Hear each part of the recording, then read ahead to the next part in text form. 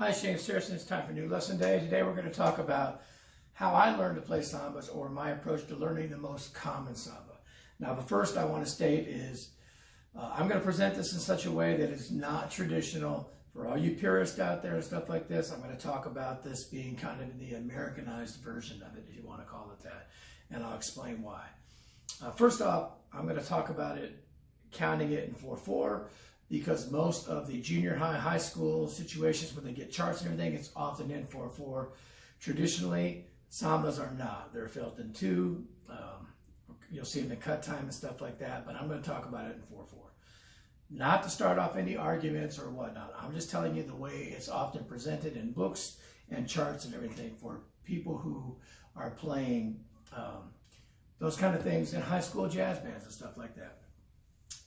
There's a bunch of ways to play samba. I'm going to talk about the most common samba I've heard growing up, and a couple of ways you can manipulate it and do something with it. If you're not interested in that, then fine, don't watch the video. First off, I think that, growing up and listening to Steve Gadd with Chick Corea, I started to hear a lot of these samba type patterns. And obviously the more contemporary things you hear, if you ever listen to Mauricio Zottarelli, I hope I'm saying that correctly. He's much more of an improvisational type samba player, and it's very creative and usually in a small group situation. I'm talking about drummers who want to have a basic samba to play in their jazz bands and things like that, high school type jazz bands. Okay, so the first thing I'm going to talk about, I'm going to put the bass drum. The most common pattern is to put the bass drum on the 1st and 4th note of every 16th note. So I'm talking about 4/4. So I'm talking 1, 2, 3, 4. If you don't count, just listen. 1, 2, 3, 4. 1, 2, 3, 4. That's it. Okay. If you're counting it in 2, 1, 2, and 1, or you could think 1, 3, 1, 2, 3, 4, 1. However you want to count it, it really doesn't matter if you count it. I'm just presenting it that way. I'm going to put the hi-hats on the ands, 1 and 2 and 3 and 4. When I put it together, 1, 1 and 2 and a 3 and a 4 and a 1. You don't have to count it, just listen. My right hand is going to play that same pattern, but in one hand. 1 and a 2 and a 3 and a 4. I'll build that. 1, 2, 3, 4, 1 and 2 and 3 and 4, and 1 and 2 and 3 and 4. That's going to be our ostinato or foundation pattern. What that means is something that repeats itself over and over again. Okay, so our left hand is going to play a little bit of a broken pattern, and what I mean by that is it's going to play. I'm going to present it in 4/4 because that's the most common way you see it, even though it's not correct. It's 1 and 2 E and a 3 E and a 4 and 1 and 2 E E 4 and 1. If I put quarter notes on the cowbell, it would be like this.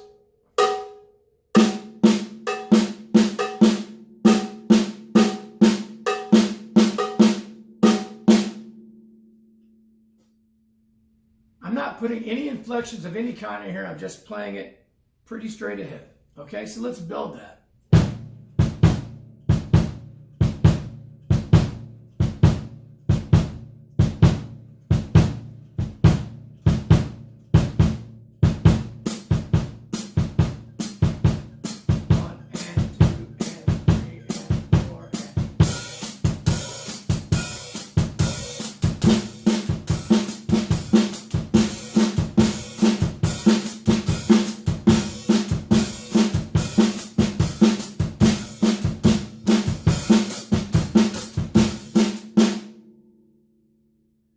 That's the most common way of hearing it. I guess I should have said when you put the right hand on the hi-hat, you get this pattern.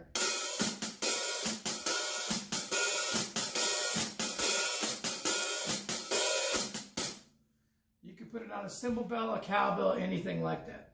Okay, so let's play the pattern one more time. 1, 2, and ready, and play, and.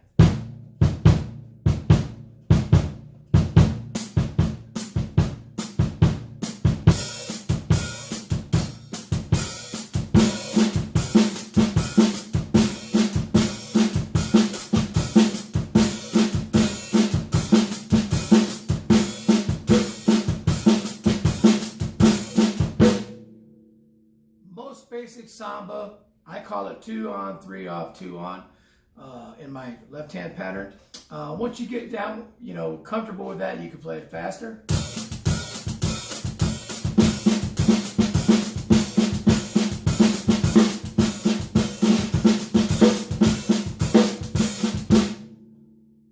You can start to mess around and do things with it.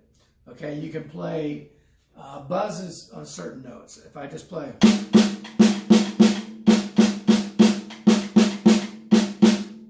I can manipulate the left hand. You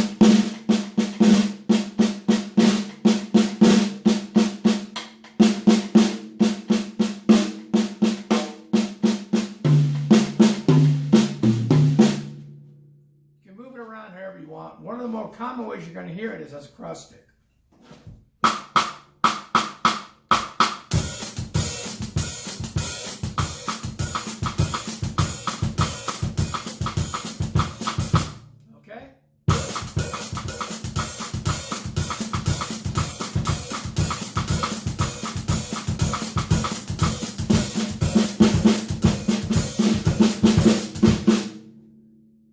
Do whatever you want with. There's the basic samba.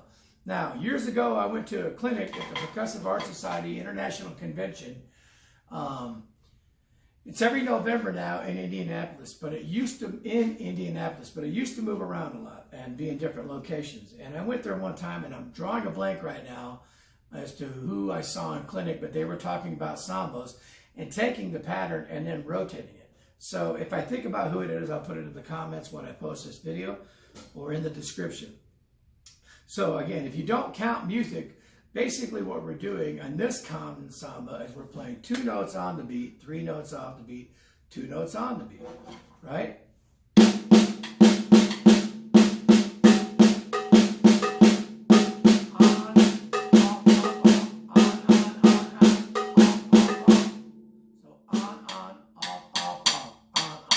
In terms of where the 8th note is, okay, or the quarter note. But you can move that around. So again, here it is in its real form.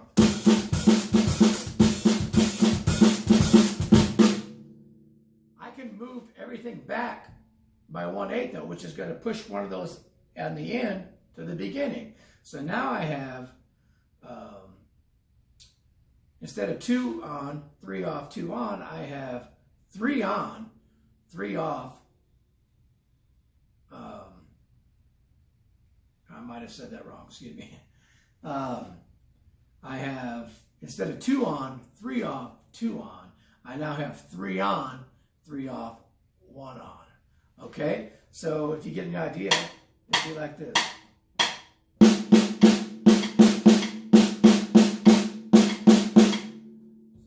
So, 3, 3, 3. 3, 3, 1.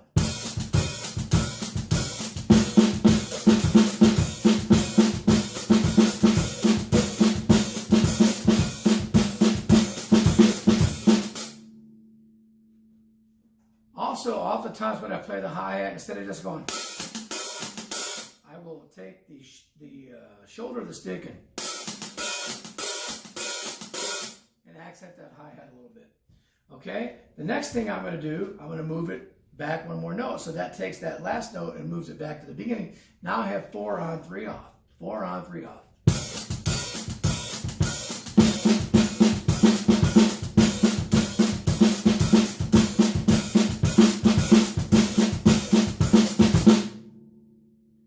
Back again, 1 off, 4 on, 2 off. This starts to get a little trickier. I'll play it without the beat first. Excuse me, 1 off.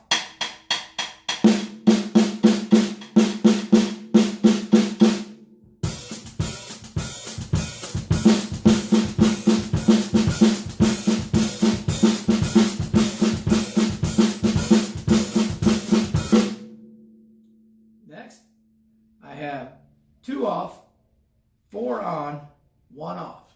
A little tricky again.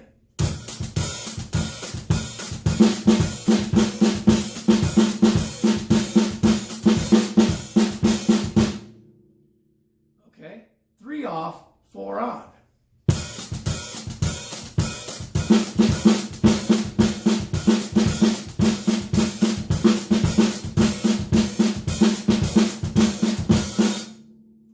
you see a dog poking his head in the picture, he's trying to get over here right now.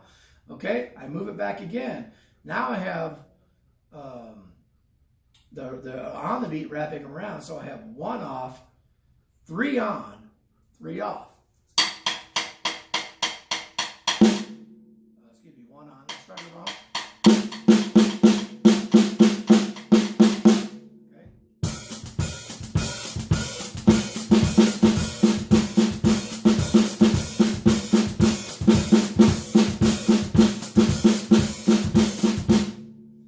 And then if I move it back 1 more, I'm back to where I started with 2, 3, 2. 2 on, 3 off, 2 on.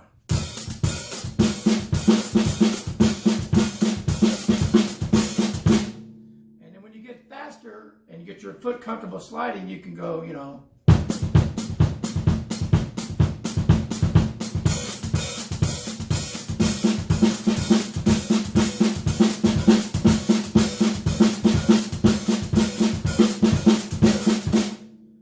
Cross stick.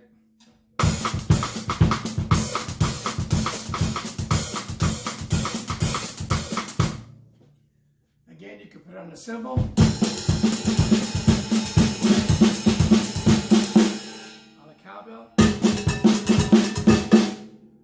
It's up to you, wherever you want to put it. That's another lesson. The idea is to move it around. Now, I will say, when I'm playing with a jazz big band of any kind, I tend to keep it a little bit more straight. I don't vary a lot. I might throw some, I keep the pattern, I might throw a few things in, but I don't want to lose. First off, if you lose yourself and get lost, you're definitely going to lose the other players. And, you know, a big band can be up to 17 people or so. So, you know, a jazz big band. So I try to keep it a little bit more steady, as if I'm driving a bus and there are passengers on that bus. In a small group situation with 3 or 4 people in a small jazz combo, I might stretch the limits a little bit more. I might not keep it as rigid because I'm not worried about the other players as much, because there's a little bit more elasticity of how much freedom you're allowed. And you can be a little bit more improvisational and not be too stuck to a pattern. However, early on, I think it is good to stay to a pattern and do that. Again, once you get that pattern, I did 2 on the beat, 3 off the beat, 2 on the beat. Most common samba, I just kept moving everything back by an 8th note, which pushed another one at the beginning. That's all I did. That was from somebody I saw at a clinic to give me that idea. It will increase your technique. It will increase your independence, and it will therefore increase your vocabulary. And then you can move it around the drum sets and create all kinds of things with it. It's just a way of working with the most common samba. If you're young and you want to start that vocabulary, this is a good way to do it. And that's how I did it. Again, I'm not trying to rock the boat with any purists when it comes to samba. I'm just trying to make it a presentable way that works in a jazz big band type setting, especially for the younger people. Go back and listen to some Steve Gadd with Chick Corea, maybe some Peter Erskine with, anybody with Stan Kenton and any of that kind of stuff. Go back. Some contemporary stuff with Mauricio Zottarelli. Check it all out. It's great. Again, I'm not trying to be a purist. I talked about it in 4/4 because it's in so many books and so many charts that way. It is not correct. It is not authentic. It's just presented that way. Therefore, I did that to make it easier. Hope this works out for you. Have a great lesson.